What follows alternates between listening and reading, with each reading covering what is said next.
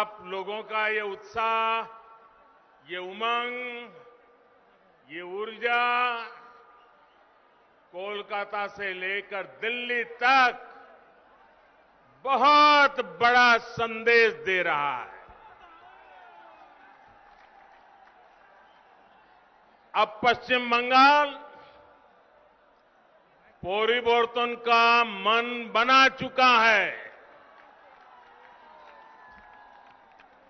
एक बार फिर मेरे साथ बोलिए, भारत माता की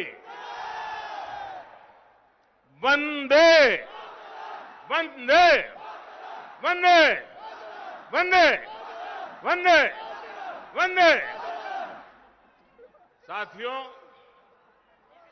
आज इस वीर धरा से पश्चिम बंगाल अपने तेज विकास के संकल्प को सिद्ध करने के लिए एक बड़ा कदम उठा रहा है। पिछली बार मैं आपको गैस कनेक्टिविटी के इंफ्रास्ट्रक्चर का उपहार देने आया था। आज रेल और मेट्रो कनेक्टिविटी को मजबूत करने वाले महत्वपूर्ण काम शुरू हो रहे हैं। थोड़ी देर में हुगली की, पश्चिम बंगाल की रेल और मेट्रो कनेक्टिविटी के अनेक प्रोजेक्ट्स का शिलान्यास और लोकार्पण होना है। इस महत्वपूर्ण योजनाओं के लिए, बंगाल के उज्जवल भविष्य के लिए मैं आप सबको बहुत बहुत बधाई देता हूं। साथियों, दुनिया में जितने देश गरीबी से बाहर आए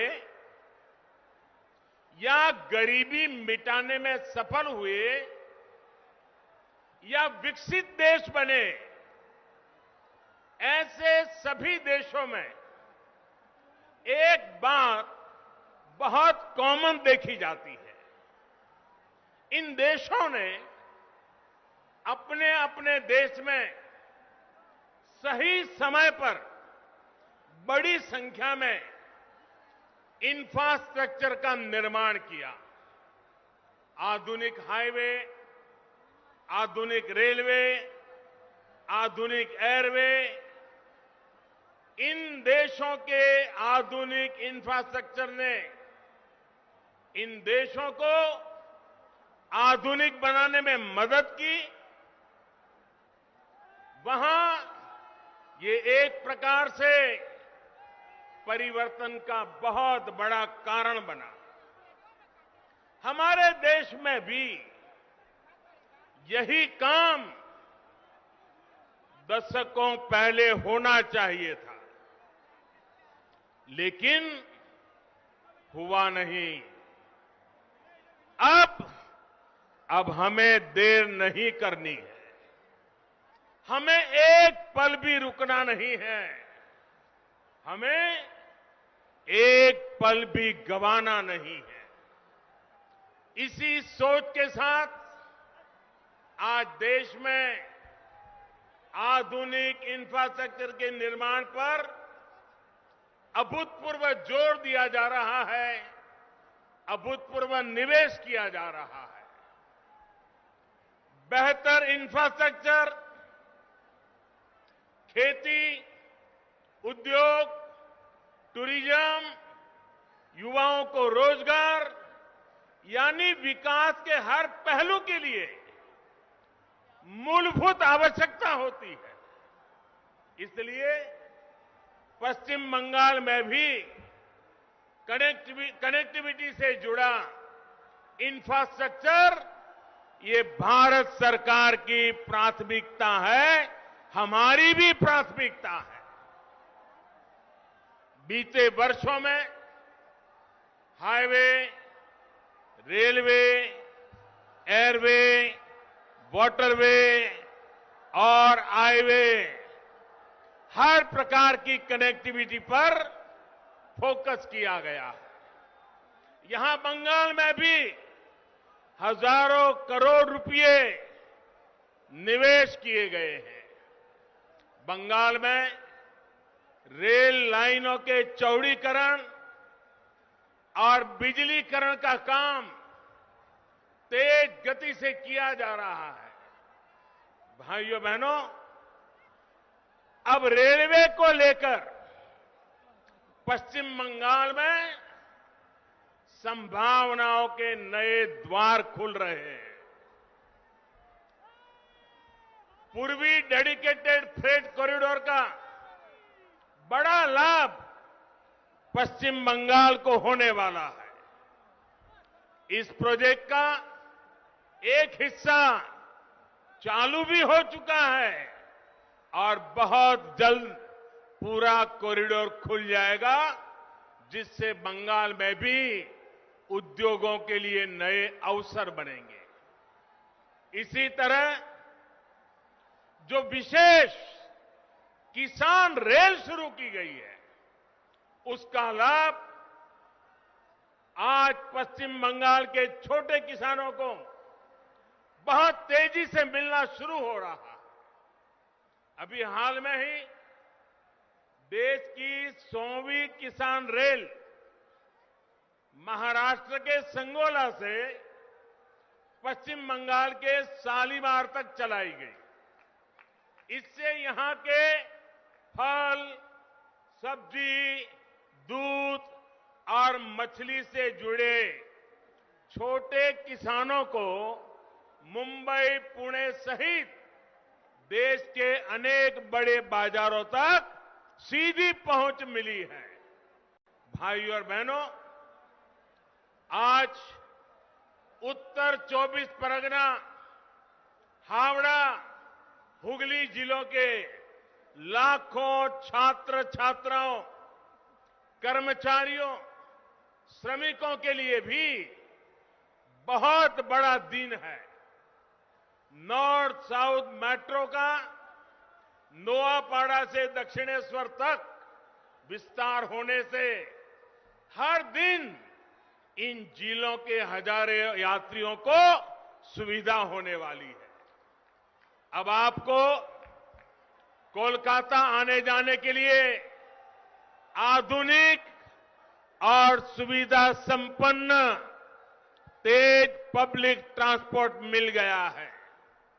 भाइयों और बहनों, चंद्रनगर सहित ये पूरा क्षेत्र भारत की आजादी का, भारत की संस्कृति और भारत के ज्ञान विज्ञान का एक प्रकार से तीर्थ है। महर्षि अरबिंदो, मोतीलाल रॉय, रास बिहारी बोस, बिपिन बिहारी गांगुली, कन्हैयालाल दत्त, उपेंद्र नाथ बंदोपाध्याय, अनगिनत ऐसे महान व्यक्तित्व का नाता इस धरती से है।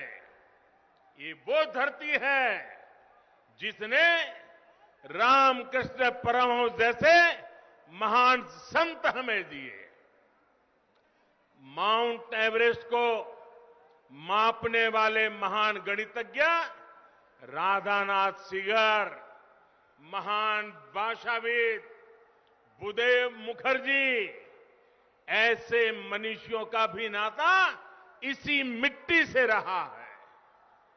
मुझे हैरानी है, इतने वर्षों में जितनी भी सरकारें यहां रही हैं, उन्होंने इस ऐतिहासिक क्षेत्र को, इस पूरे क्षेत्र को अपने हाल पर ही छोड़ दिया। यहां के इंफ्रास्ट्रक्चर को, यहां की धरोहर को बेहाल होने दिया गया। मुझे बताया गया है कि वंदे मातरम भवन जहां बंकिम चंद्र जी 5 साल रहे, कहते हैं कि वो तो बहुत बुरी हालत में है। ये वो भवन है जहां उन्होंने वंदे मातरम की रचना को लेकर मंथन किया। वो वंदे मातरम जिसने आजादी की लड़ाई में नए प्राण फूके, हमारे क्रांतिवानों को नई ताकत दी, मातृभूमि को सुजलाम सुफलाम बनाने के लिए हर देशवासी को प्रेरित किया। वंदे मातरम सिर्फ इन 2 शब्दों ने गुलामी की निराशा में जी रहे देश को नई चेतना से भर दिया था। ऐसे अमर गान की रचना करने वाले के स्थान को न संभाल पाना बंगाल के गौरव के साथ बहुत बड़ा अन्याय है। और इस अन्याय के पीछे बहुत बड़ी राजनीति भी है।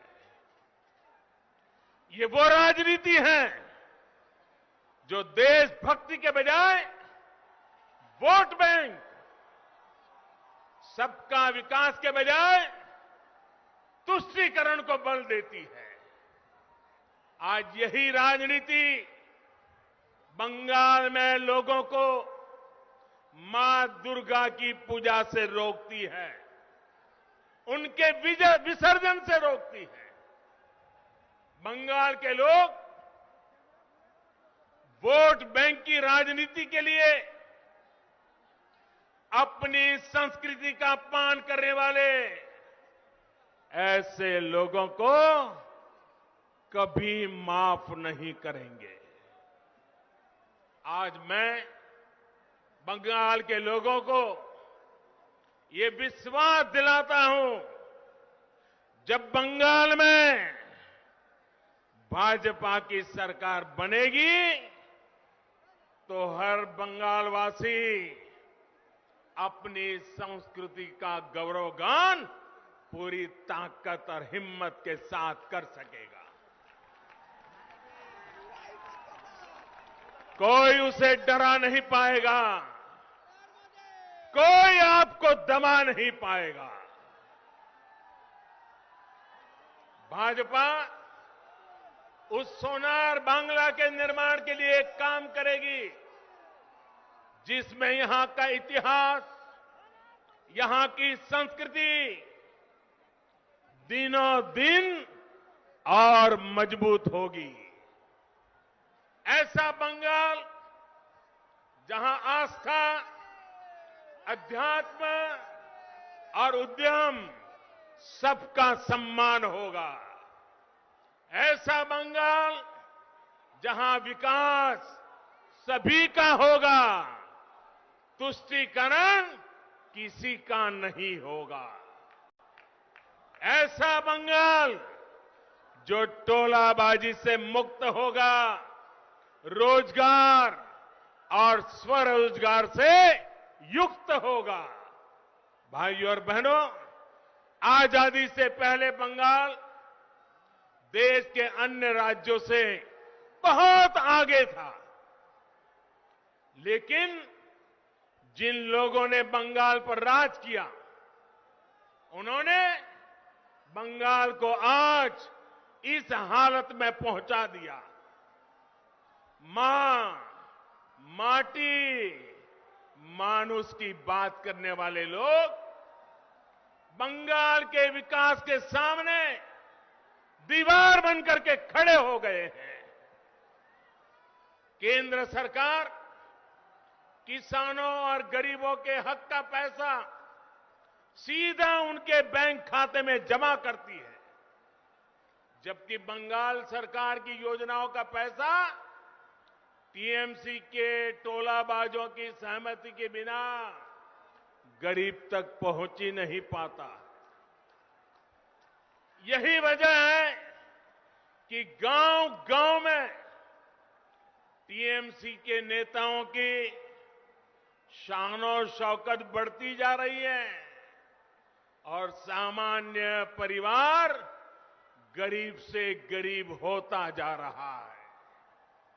भाइयों और बहनों, बंगाल के लाखों किसान परिवारों को पीएम किसान सम्मान निधि का पैसा इसी मानसिकता के कारण नहीं मिल पाया है। उनके हक को यहां की सरकार में बैठे हुए लोगों ने छीन लिया है। बंगाल के लाखों गरीब परिवार आयुष्मान भारत योजना के तहत 5 लाख रुपए तक के मुफ्त इलाज की सुविधा से आज भी वंचित है। गरीब को सुविधा मिले, इन प्रयासों को कैसे यहां रोका जाता है, इसका एक और उदाहरण मैं आज बंगाल की धरती पर आपको देता हूं। देश के गांवों में हर घर तक पाइप से पानी पहुंचाने के लिए जल जीवन मिशन चल रहा है। प्रयास यह है कि हमारी बहनों, हमारी माताओं, हमारी बेटियों को पानी लाने में अपना समय और अपना श्रम न लगाना पड़े। प्रयास यह है कि हमारे बच्चों को प्रदूषित पानी से होने वाली अनेक बीमारियों से बचाया जा सके। बंगाल के लिए ये मिशन इसलिए ज्यादा जरूरी है क्योंकि यहां 1.5-2 करोड़ से अधिक ग्रामीण घरों में आप चौंक जाएंगे इन्होंने बंगाल की हालत क्या की है। 1.5-2 करोड़ ग्रामीण घरों, और उसमें से सिर्फ देश भी आज सुनेगा तो चौंक जाएगा। 1.5 करोड़ 1.25-2 करोड़ घरों में से सिर्फ 2 लाख घरों में ही नल से जल की सुविधा है। अब बताइए क्या करके रख दिया था उन्होंने। आज देश में अभियान चल पड़ने के बाद अब तक इस अभियान के तहत लगभग देश में 3 करोड़ 60 लाख घरों को पानी के कनेक्शन दिए जा चुके हैं। जहां बंगाल 2 लाख पर था, भारत सरकार ने इतना जोर लगाया, पैसे लगाए, पीछे पड़ गए, तो भी बंगाल में सिर्फ अब तक 1.5-2 करोड़ घरों में से सिर्फ 9 लाख परिवार तक ही पाइप से पानी का कनेक्शन पहुंच पाया है। यहां की सरकार जिस रफ्तार से काम कर रही है और उस रफ्तार से तो पश्चिम बंगाल के हर गरीब के घर पाइप से जल पहुंचाने में पता नहीं कितने साल बीत जाएंगे। टीएमसी सरकार गरीबों के घर तक पानी पहुंचाने के लिए कितनी गंभीर है, इसका एक और उदाहरण आपको देता हूं। मैं आपसे पूछना चाहता हूं, क्या बंगाल के लोगों को पीने का शुद्ध पानी मिलना चाहिए कि नहीं मिलना चाहिए? जरा पूरी ताकत से बोलिए, पीने का पानी मिलना चाहिए कि नहीं मिलना चाहिए? गांवों में भी मिलना चाहिए कि नहीं मिलना चाहिए? गरीब से गरीब को भी मिलना चाहिए कि नहीं मिलना चाहिए? ये आपका हक है कि नहीं है? यहां की सरकार ने काम करना चाहिए कि नहीं करना चाहिए? लेकिन हुआ क्या?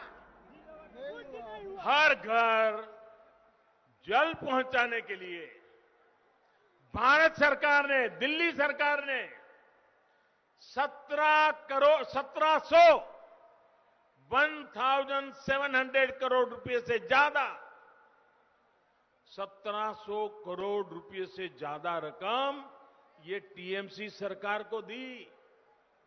लेकिन इसमें से सिर्फ 609 करोड़ रुपए ही यहां की सरकार ने खर्च किया है। बाकी 1100 करोड़ रुपया यहां की सरकार दबा करके बैठ गई है।